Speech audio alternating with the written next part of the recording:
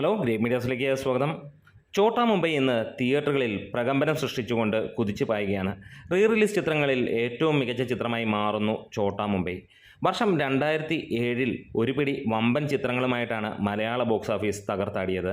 അന്ന് ചോട്ടാ മുംബൈ ഒരു വിഷു റിലീസായി എത്തി. ഒപ്പം ഇറങ്ങിയത് മമ്മൂട്ടിയുടെ എക്കാലത്തെയും മികച്ച സിനിമയെന്നും മലയാളത്തിൽ തന്നെ ഒരു ഐക്കോണിക് മൂവി എന്ന് പറയുന്ന ബിഗ് ബിയാണ്. പക്ഷേ ബിഗ് ബിയെ പൊട്ടിച്ച് പാളീസാക്കിയിട്ടാണ് ഈ ഒരു സിനിമ മുന്നോട്ട് കുതിച്ചു പാഞ്ഞത്. ആ ഒരു കാലത്ത് ആ ഒരു സിനിമയെ ബിഗ് ബിയെക്കുറിച്ച് പറഞ്ഞിരുന്ന വാക്കിങ്ങനെയായിരുന്നു: വെറും സ്ലോ മോഷൻ ചിത്രം, ഫുൾ ടൈം സ്ലോ മോഷൻ. ഇതായിരുന്നു ആ സിനിമയ്ക്ക്. പിന്നീട് മലയാളത്തിലെ ഒരു ഐക്കണിക് മൂവിയായി മാറുന്നതും കണ്ടു. ഇന്ന് സിനിമ ഇറങ്ങാതെ തന്നെ ഏറ്റവും കൂടുതൽ ഇൻട്രസ്റ്റ് ഉള്ള മൂവി മലയാളത്തിൽ ഏതെന്ന് ചോദിച്ചാൽ സംശയമില്ല, അത് ബിഗ് ബി തന്നെയാണ്. പക്ഷേ അങ്ങനെ ബിഗ് ബിയെ പരാജയപ്പെടുത്തിയെങ്കിലും 2007 ഇയർ ടോപ്പർ ആവാനൊന്നും ചോട്ടാ മുംബൈക്ക് നടന്നില്ല, അല്ലെങ്കിൽ കഴിഞ്ഞില്ല എന്ന് തന്നെ പറയാം.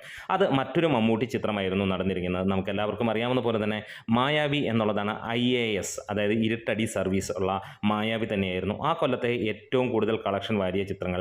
ആദ്യ 3 പട്ടികയിൽ 2 മോഹൻലാൽ സിനിമകളാണെങ്കിൽ ആദ്യ പൊസിഷനിൽ നിന്നത് മമ്മൂട്ടി സിനിമയായിരുന്നു. മമ്മൂട്ടി സിനിമയായ മായാവി അന്ന് നേടിയത് ഏകദേശം 15 കോടിയോളമായിരുന്നു ബോക്സ് ഓഫീസിൽ എന്നാണ് അറിയാൻ കഴിഞ്ഞിട്ടുള്ളത്.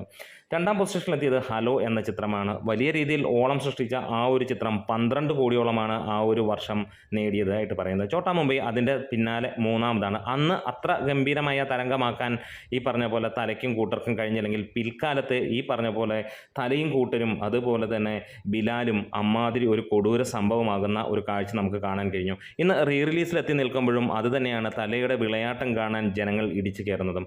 ബിഗ് ബിയും അതുപോലെ തന്നെയാണ്. അന്ന് ഒരു പരാജയ ചിത്രമെന്ന് വിധി എഴുതിയെങ്കിൽ ബിഗ് ബി പോലെയുള്ള ഒരു 10-20 ചിത്രമെങ്കിലും മലയാളത്തിൽ അതിന് ശേഷം അതേ പാറ്റേൺ പിടിച്ച് മോഹൻലാലിനെയും പൃഥ്വിരാജിനെയും ഒക്കെ വെച്ച് വന്നു എന്നുള്ളതാണ്.